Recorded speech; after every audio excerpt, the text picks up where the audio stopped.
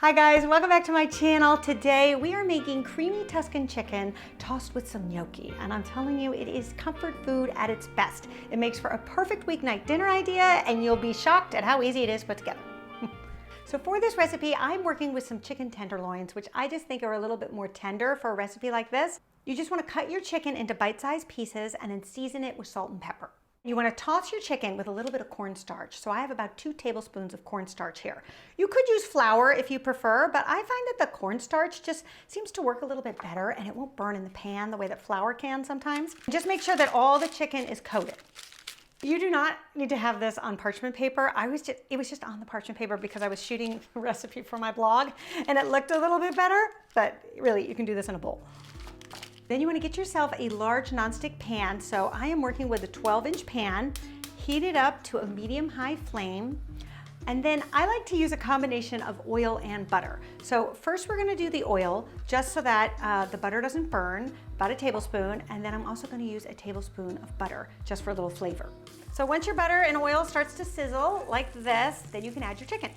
And resist the temptation of taking the bowl and pouring it into the pan like that, because then you're gonna get all of that leftover cornstarch. I've done that at times when I'm really in a hurry and it doesn't work out so well. So do take the time to actually take the chicken out of the bowl and place it in. Once the chicken starts to look like this, nice and golden brown, you can go ahead and flip it.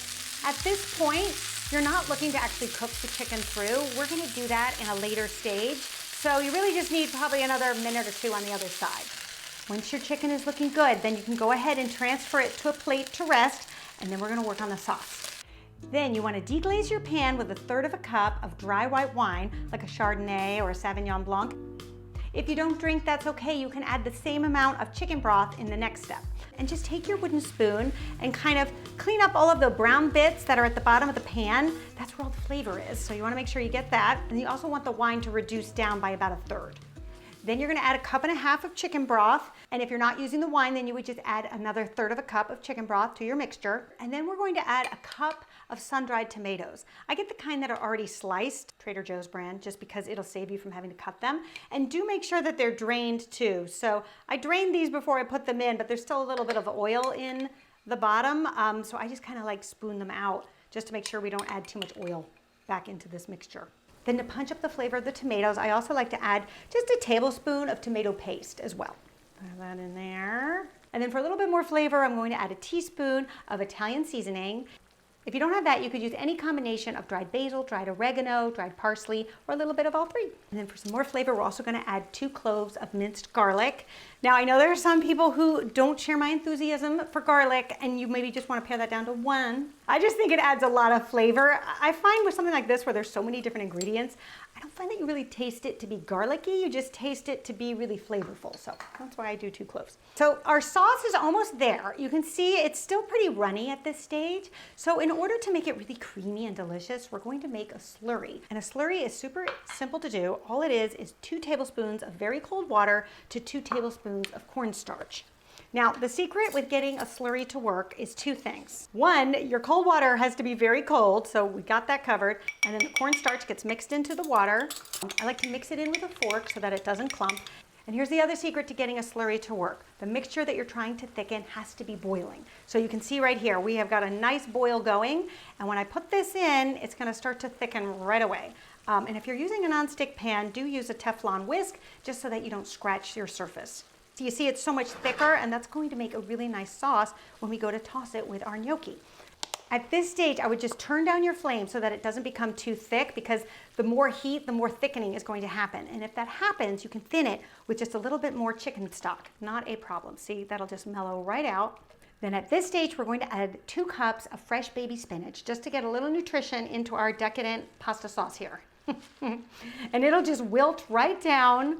No one will ever know it's in there. So if you have little kids, they'll just gobble it right up because it wilts down pretty quickly. You can turn off your flame, move your skillet over on your cooktop because the spinach will continue to wilt just in the warmth of the sauce, and then you can get on with boiling your gnocchi. So creamy Tuscan chicken can either be eaten on its own, it's absolutely delicious that way, but I find it's really best served with something starchy like pasta or mashed potatoes. So one of my favorite pastas to serve it with is gnocchi, and you can go out and just buy the store-bought gnocchi, and then you just want to very gingerly drop it in the boiling water that has been salted. And another reason why I love gnocchi is it cooks really quickly, 5 to 8 minutes, and it'll be done. You'll know that it's done when it starts to rise to the surface and it's tender when you pierce it with a fork. So to finish our sauce, we're gonna add our chicken back in. There we go. Just so that it can cook all the way through. So just a few minutes or so. And also just to make sure that you're coating the chicken with all of this delicious sauce. If you wanted to thin your sauce a little bit further, you could add more chicken broth, or you could add a little bit of the starchy pasta water. That also is quite good.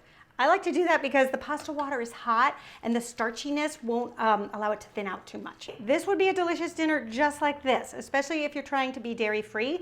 But if you do eat dairy, I do like to add 2 more things. One is a little bit of heavy cream. So you can add a tablespoon or 2 of the heavy cream. So the heavy cream will bring the tomato flavor down a little bit. So if you want to preserve a really strong tomatoey flavor, I would probably just add 1 tablespoon. And the other thing we're going to add is a little bit of freshly grated Parmesan cheese. This is really to taste, so however much you like. I usually do about 1/4 or 1/3 of a cup. All right, now the moment we have been waiting for, the gnocchi. I love the spider strainer because then you don't have to go to the sink to drain it in the colander. I also find that gnocchi can be kind of fragile once they're cooked, and by putting them in the colander, sometimes they can get a little mushy. So that's why I like the spider strainer.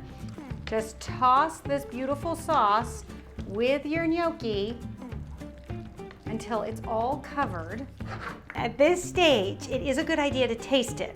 So I have my little tasting spoon on the end of my wooden spoon. I love this thing. It's so great. So yummy. I might just add a little bit of pepper. I think that's really good. And in fact, if you want to give this a little bit of heat and just kick up the flavor a notch, I would also add some red pepper flakes. That's also really good with the tomatoes and the creamy gnocchi. And there you have it. Dinner is ready in less than probably 30 minutes. I hope you guys give this one a try and let me know what you think. And if you would like to be the first to be notified when my new videos post, subscribe to my newsletter. The link is below, and that way you won't miss a video. All right, you guys, I'll see you back here next time. Until then, bye.